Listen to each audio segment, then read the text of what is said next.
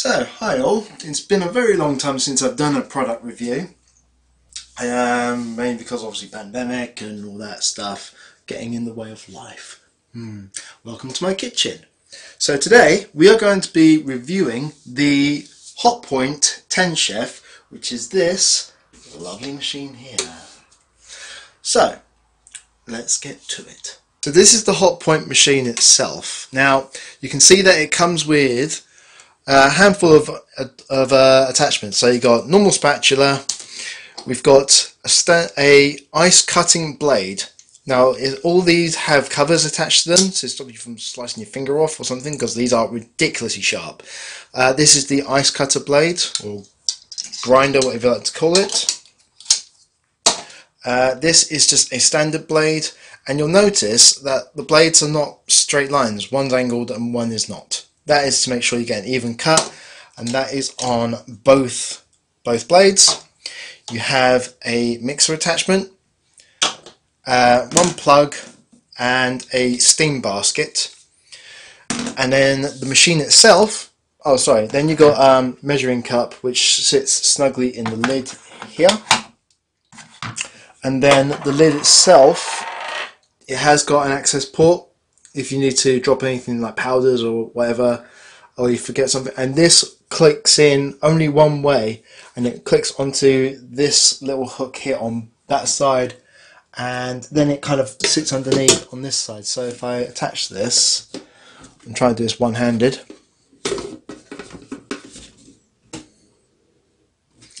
it's not on properly because I can't do it one-handed. Oh, I see. So there's a notch around the back here. So that locks that, and that locks that. So that is now on properly. And that's also part steam vent as well. Then you unlock that. Then this is the actual jug, as you can see itself. So like I said, there's one latch there. There's a latch. You can just see like a little hole here. That's what these little clips attach to. And then the actual jug itself is only 1.5 litres to 2 maximum. And this just comes off in one long piece. And as you can see on the underside, there are 5 dots. Now these are little conducting rods that connect to these little rods here. You can see my reflection. So if you're doing something that requires heating, the machine will automatically have heating elements in here. And that just sits inside very snugly. I mean, I can move that around and it's not going anywhere. On the underside, it's got 4 suction cups to keep it in one place. Now, it also comes with this book, which you may notice these little tabs. These are just tabs I've been going through. And in here it's got, what's the highest page here? 235 recipes. Now, sorry, my bad.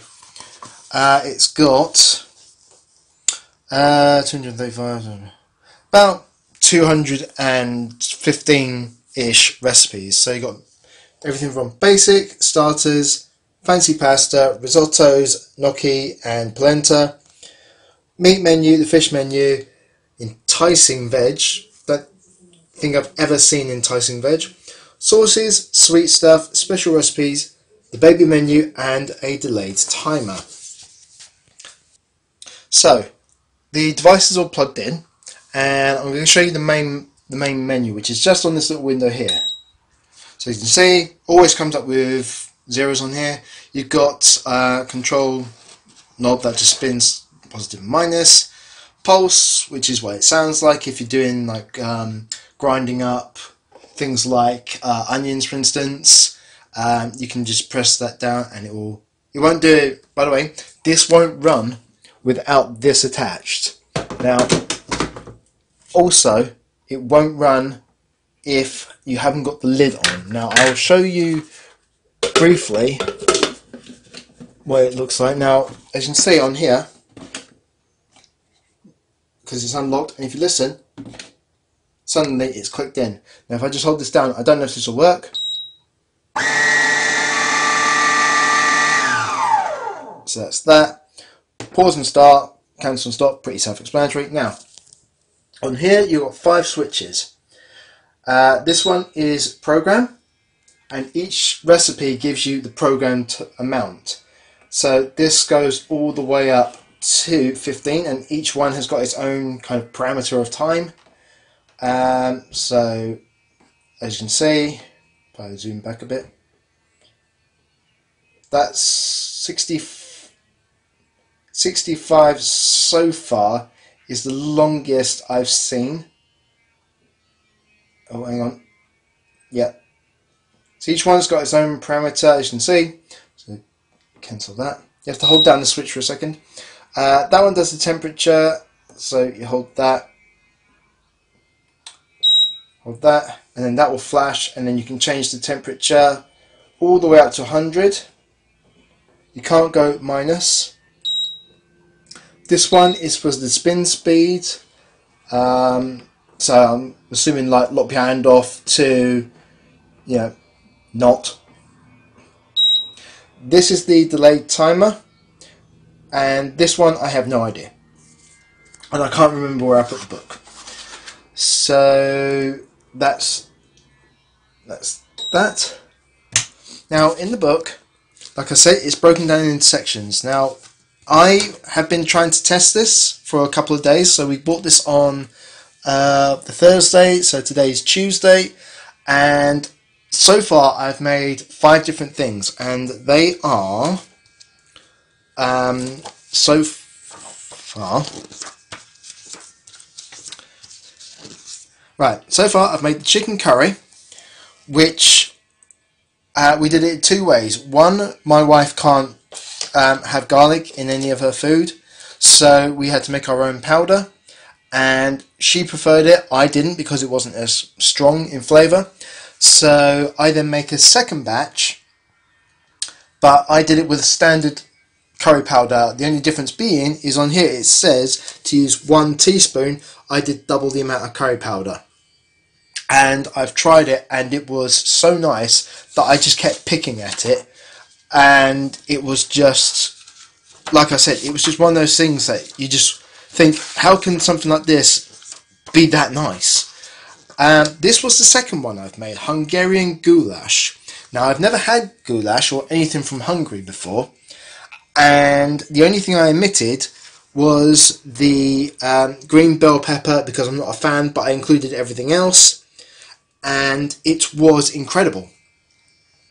The only thing I did wrong was I used already diced beef, and I didn't break it up enough. So even though it requires you to use both the standard blade to dice up all the small stuff, and then the remaining time is mixed with this, because I hadn't broken it up by hand, there were big clumps, so after it cooked I kind of bashed it with the spatula to break it up a bit.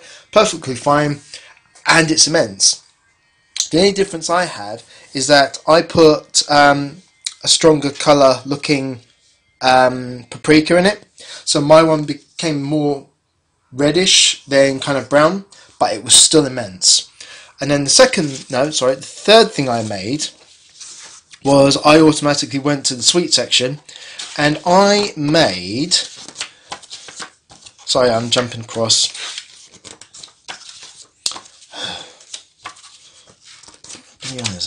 these cinnamon muffins.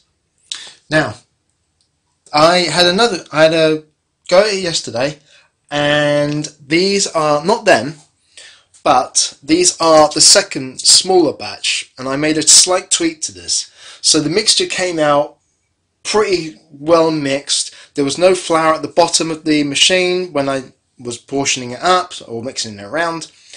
It was evenly cooked down, because obviously it says on here to add butter first. So what it then does is it melts it down rather than doing the microwave.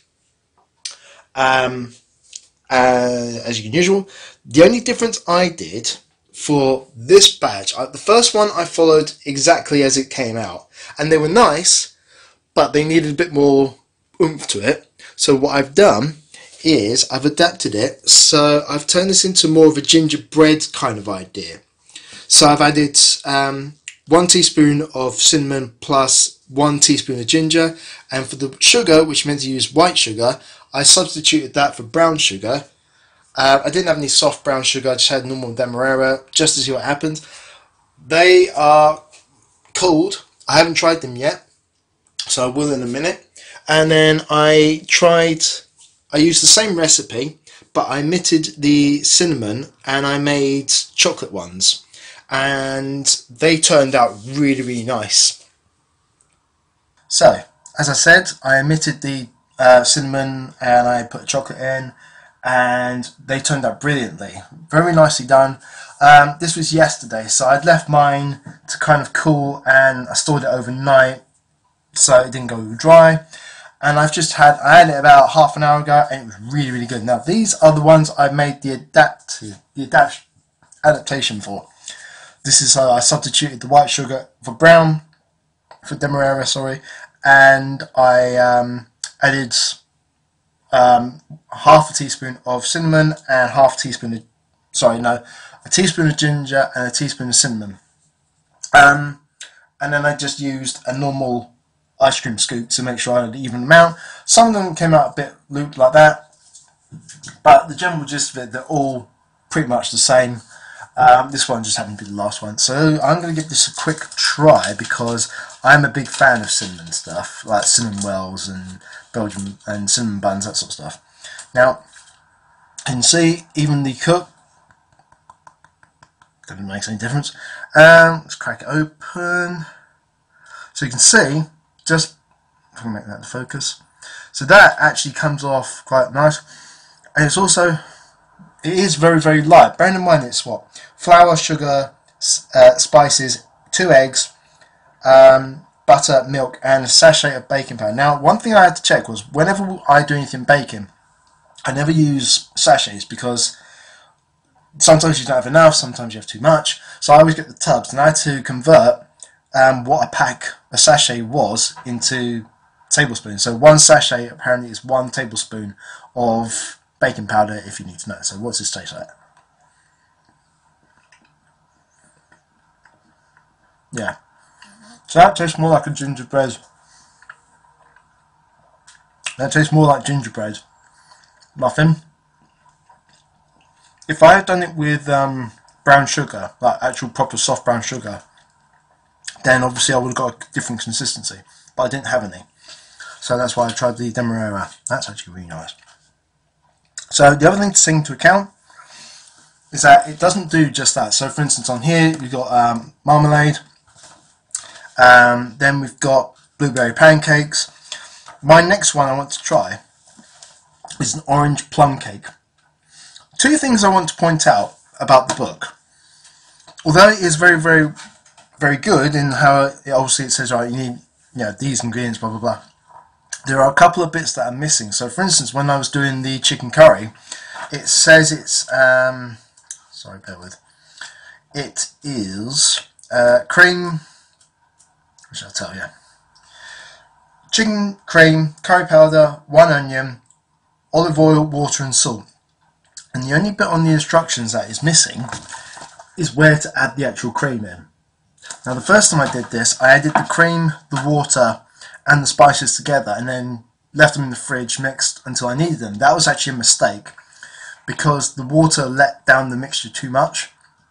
So when I did it the second time, I kept it all in separate parts and it worked so much better.